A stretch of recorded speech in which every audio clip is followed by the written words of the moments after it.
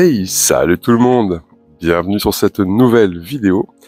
Aujourd'hui, je vous propose un petit tour chez mes Camponotus à Reingeri. Donc, j'ai dû changer de setup, parce que bon, elles se sont vraiment très bien développées. L'ADC, c'était devenu ingérable les nourrissages et l'entretien.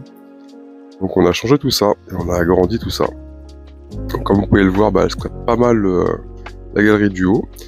Du bas, pardon, mais celle du haut est quasiment déserte.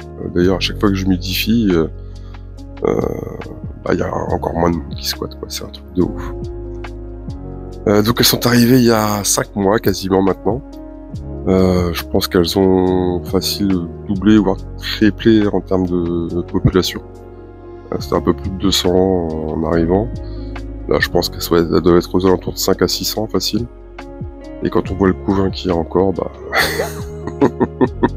je pense qu'avant la pause hivernale, elles sont faciles près des 1000 à mon avis, facile, franchement.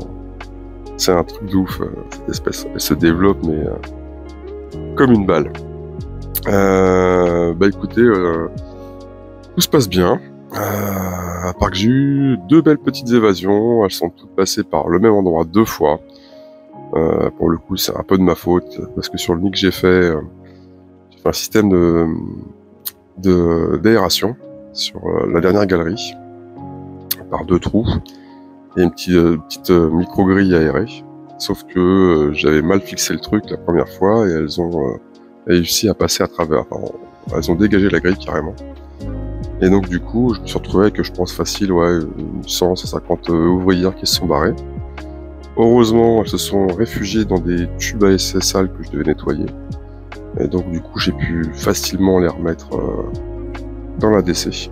Donc j'ai dû en récupérer peut-être une bonne cinquantaine qui traînait à la pince et une bonne centaine facile dans les 6 tubes qu'il y avait à nettoyer.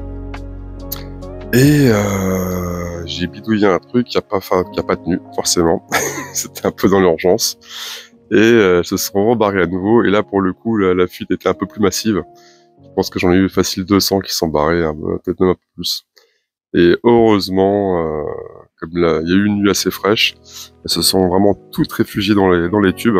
Et là, j'ai pu les remettre très rapidement dans la DC. Donc, et depuis, j'ai revu mon truc et voilà. J'ai revu ma copie. Il y aura plus de soucis, je pense, à l'avenir. Enfin, j'espère. Bon, en tout cas, ouais, comme vous avez pu le voir, c'est vraiment une très belle espèce qui se développe vraiment très bien, qui est très agressive. Surtout les majors, c'est un truc de ouf les majors, quand elles vous mordent, vous le sentez vraiment. Et elles ont une bonne puissance au niveau des mandibules, là, aussi bien les petites ouvrières que les majors.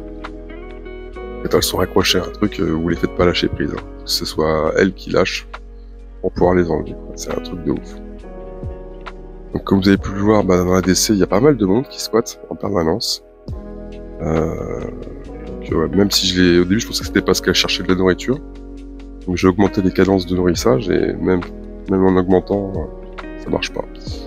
Maintenant, actuellement, elles sont à 7 blattes tous les 3 jours. Et d'ailleurs c'est assez marrant parce que elles me les dépaissent très rapidement et en fait elles les rentrent dans le nid en petits bouts. Donc il n'y a jamais rien qui traîne dans la DC.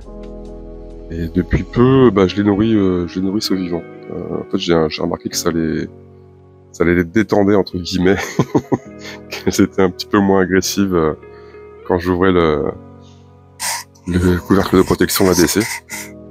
Donc, et puis bon, très rapidement, ils arrivent au bout des blattes. Et d'ailleurs, vous allez pouvoir voir, il y a une petite séquence en fin de vidéo. D'ailleurs, pour les plus sensibles, je vous invite à pas regarder.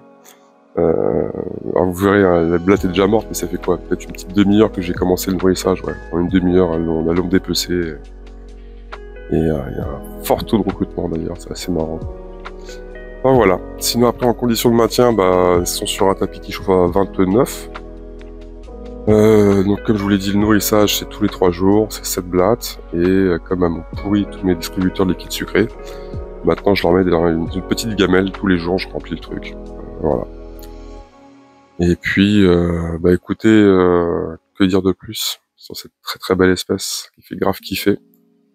Ouais, franchement, la tête des majors, elles sont mais masters de ouf, c'est un truc de dingue, quoi. Enfin, voilà.